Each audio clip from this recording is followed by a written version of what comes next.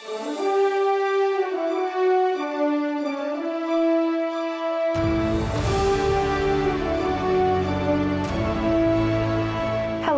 Gia Diaz, and this is Focal Point. Today on the program, we have Cook County Board Commissioner Frank Aguilar. How are you doing today? Very good. Thank you for having me, Gia. Thank you for being here. Okay. So basically, I just want to start with how you got involved with being the Cook County Commissioner. Well, back in the day, I was about your age. Okay, it's the volunteering in my neighborhood, my precinct captain. It's just little things like, planting trees and fixing the sidewalk, and I just got involved in the community. I was raised in Cicero. It's just volunteer work when it came to public service. The whole history. I mean, from there, my first job out of college was a union organizer. So I used to organize union and collective bargaining, and I used to go undercover different factories and work undercover and organize unions through there, and then sign them up, and then again collective bargaining and getting wages increases and benefits. Most of my life was public service. I did work for Junior Achievement for a while in Chicago, and I helped expand the economic educational programs to the western suburbs. I did that for a few years, and then I ran the Chamber of Commerce in 26th Street. And back then, there was in the 90s, a large growth of the Latino community growing into western suburbs. Yeah. And I assisted a lot of the businesses that were from Chicago, Little Village, expand into Cicero and Berwyn area. And then I was a legislator for the state of Illinois for a few years, did some policy work there, and then I worked for the town of Cicero for about 20 years. And then this position came aboard, and I was, here you have me, a Cook County Commissioner. So my whole life was really public service. Okay. And what kind of point did you see yourself being a commissioner, or what was like the point where you were like, oh, this is what I want to do? Not really. This thing came aboard with the mayors, and I was happy where I was. But I just saw an opportunity where I could, share, use my experience in policy and public service, and take on this position. So, I have a lot of plans in the future, and to support my constituency here in the 16th district. Yeah. So how long have you been in this position? I've been here 2 years. Amazing. Okay. And what regions or towns do you cover? Oh, it's a big district. There's 17 members of the board, and the county is divided in different districts. I have the 16th district. I go as far south as Bridgeview, Summit, and then as far west as LaGrange, and it includes Brookfield and Riverside. I go Cicero, Stickney, Berwyn, and then up north to Melrose Park, Franklin Park, and North Lake. So it's a pretty big chunk of the western suburbs. And how do you manage all of that? Well, I visit every single town. The first thing I did was talk to the mayors of every town in the district, and says, I'm your commissioner now, so I'm at your service. And I made it a point to visit every single one of them. And I keep in touch with them pretty often. It's the mayors and the elected officials, and of course the public. I visit, go to church events and go to some festivals and try to visit, individual constituents like yourself. I mean, you're the ones that put us there. And just listen. The main thing is listening to your residents of what are their needs, and take surveys and find out what they expect from you. Right. And out of all of that listening and all of those towns that you visit, what are some things that you are most proud of for accomplishing as the commissioner? Well, I came in a very rough area. It was an unrest and COVID.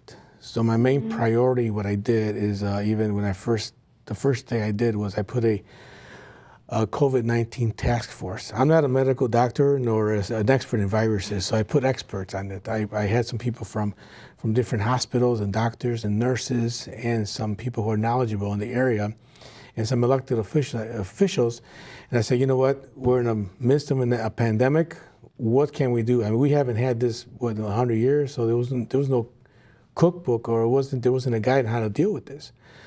So, we put a task force, a very aggressive one together, and I had I contacted some companies and provided some PPEs. I couldn't wait. It was an emergency to make sure that the residents got what they need. This is before the vaccines came in. And sure enough, I had the testing centers throughout the county, and I had the highest testing centers in Cook County. And then when the vaccines came aboard, I was very aggressively and had my task force. You have to make these phone calls and provide these vaccines for our residents, and working with Walgreens and different laboratories to make sure that we were getting the vaccines. And again, about 73% of my district is vaccinated. Again, it was the highest of all the county, because I really took this very seriously.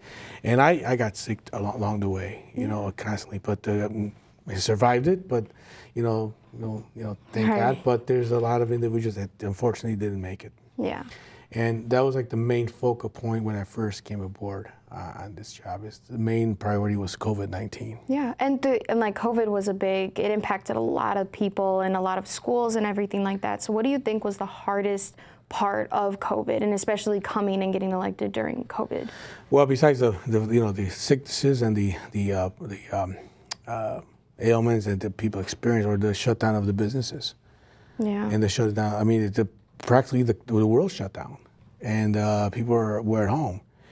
So, we provided some funding for these businesses, and one accomplishment is that the county got $8.6 million, and that provides rental assistance to residents. I mean, people are losing their jobs. Right. So we help them with rental assistance and mortgage assistance, and making sure that people are not, losing their homes. Yeah. And utility assistance. Yeah. So they would apply for these funds. And then we helped our businesses, especially restaurants that were just on the verge of bankruptcy. So we got all these funds, and through President Propelinko and my colleagues, we made sure we got these funds and appropriated to businesses and help residents who were experiencing difficult economic times. Right. So it was a rough 2 years, but we were surviving it, and I think we're going towards a positive direction. Right, definitely seeing some light at the end of the tunnel. So besides all COVID stuff, you did mention how you are very close with Brookfield and, of course, RB. So how do you partner with RB, and what do you do for the school? Well, the last time I visited school was over like maybe 30 years ago. I used to run the haunted houses here. Oh wow! Yeah, that's and we came in with the JCs, and we were recruiting students like yourself to help us out. Yeah. So partnering up is having the relationship with the zoo and with the forest preserve in the high school, right. And whatever I can do in assistance in terms of building that relationship with the high school. And this school has gotten better through the years. I haven't been I stopped by here a few times just outside. Yeah. But I haven't been inside since it's been a long time. So you really fixed the school pretty much. Oh yeah. I didn't recognize it. Yeah, it's definitely undergone a lot of changes, and honestly I feel like a lot of it. Yeah, and I'll probably connect you with, again, I'm on the board of Junior Achievement of Chicago Western Suburbs. I probably put that bridge with Junior Achievement. A lot of the relationships with schools kind of stopped, so I'm helping them build those bridges back into the Western Suburbs. So I'll probably have someone contact your high school and put some of these programs into schools. Right, and talking about more like those programs, because obviously there are more schools than just RB, so what types of programs are you looking at? Well, for Jay is economic business educational programs. Okay. And maybe some sports activities. So right. I like to bring back the haunted house. It was kind of fun. That would be so fun. Yeah, we used to raise money, a lot of money for the haunted house, and we used to donate the money. We gave it to a lot of community-based organizations. Yeah. And we gave some to the high school. I remember back. So maybe in the future we could bring it back. It's a fun thing to do. Yeah, and for a good amount of cause. Yeah. So other than the school and everything like that, locally, how has this impacted your personal life being the commissioner? Well, I'm on call 7 days a week. Always busy. Always busy, and you always catch me in a town, one of my villages, one of my cities, at an event, or talking to the mayors or talking to the people. But I'm always out there and trying to make myself very available. I have an open door policy, and I'm very casual. I don't get dressed in a suit very often. I ride a motorcycle in the summertime. I just visit the towns and the people on my bike. That's awesome. So I had to support. Well, last couple years I could support with Toys for Tots, and I distribute a lot of toys throughout the county. Yeah. So. And you had mentioned earlier in the interview that you worked more with around the 26th Street and everything like that. Little Village. So. My parents have grown up in that area. So what challenges specifically in that area did you face, especially starting somewhere like that? Well, when I took the job back in it was 94, 95, the chamber was in a deficit. And I've obtained some from state funding and increased the memberships and worked with the Chicagoland Chamber of Commerce. And, why start a program if it's out there and why we went to VO? So I brought some of the programs that the Chicago Chamber had into the local chamber. And some procurements, filling up some businesses and working with the banks and loan packages. Back then, a lot of small businesses were really up to date on how to apply for loans. Mm-hmm. So I had a little banking association within the chamber and how to help them with some bank loans. Oh, wow. Yeah, that's awesome. And it's just it's so crazy to think how far areas have like that, and even our surrounding areas have improved just because of even though it might not be directly from you, it's a good amount from you. Yeah, the three things I'm going to be working on the next, this year it's infrastructure. Flooding's a big issue, and I'm not going to stop until we get some funding for flooding. That involves not just the county. It's not just a county issue. It's a regional. It got to involve the federal government. It got to involve the state government and the county government and local government. Right. And it seems to be popping up everywhere I go in the district. Flooding is a big issue. Infrastructure, fixing those roads, and flooding just affects everybody's life.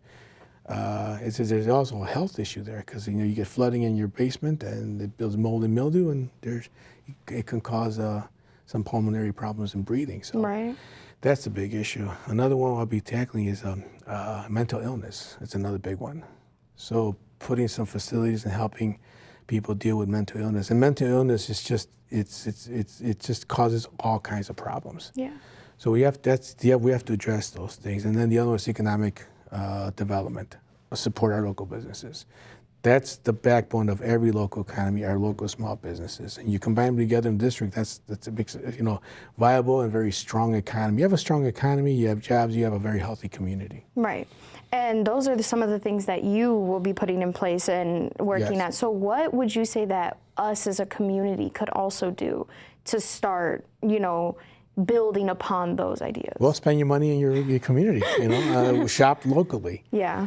And that's probably the best way that residents can help their local businesses. We eat at your local restaurants, shop at your local stores, and that's one of the main things you could do. That's awesome. So what advice would you give someone who looks up to you and someone who wants to bring change just like you to different types of communities? Listening. You got to listen to people because I don't have all the answers. I listen to people what their problems, what the issues are, and I get help. I put you put teams together. What makes my job a little easier is bringing in experts. I'm not an engineer. So I bring in people who are engineers to deal with the water issue. Right. I'm not a medical doctor. I bring in experts to deal with health issues. Right. So you bring in the good advisors, people who are experts, and just make a team to advise you and help you make these decisions. Right. And that's basically it. It's a team effort. Yeah, definitely. And alongside just you, because obviously there are probably more people in the process, who do you work with along with making these decisions? Well, my colleagues, we talk about the issues that come up before meetings. We have committee meetings. Okay. We talk about the issues that came up. A big one is obviously mental illness, economic development. And we see what funds are appropriated to deal with these issues. So I would talk to my colleagues, and we get the information from our residents, from our mayors, from local organizations to see what the needs are. So part of my job is really listening to the folks out there, listening to you, listening to parents, listening to businesses, and listening to everybody and just jotting all that down and just analyzing it and discussing it with my colleagues on the board and the board president. Amazing. Well, I just want to thank you so much because even this listening, I could just tell the amount of things and improvements that you are bringing about to not only just Brookfield, but surrounding communities as well. So yes, thank you. Thank you very so much for being here. No me. problem. And my guest today was Cook County Board Commissioner Frank Aguilar. I'm Gia Diaz, and I'll see you next time.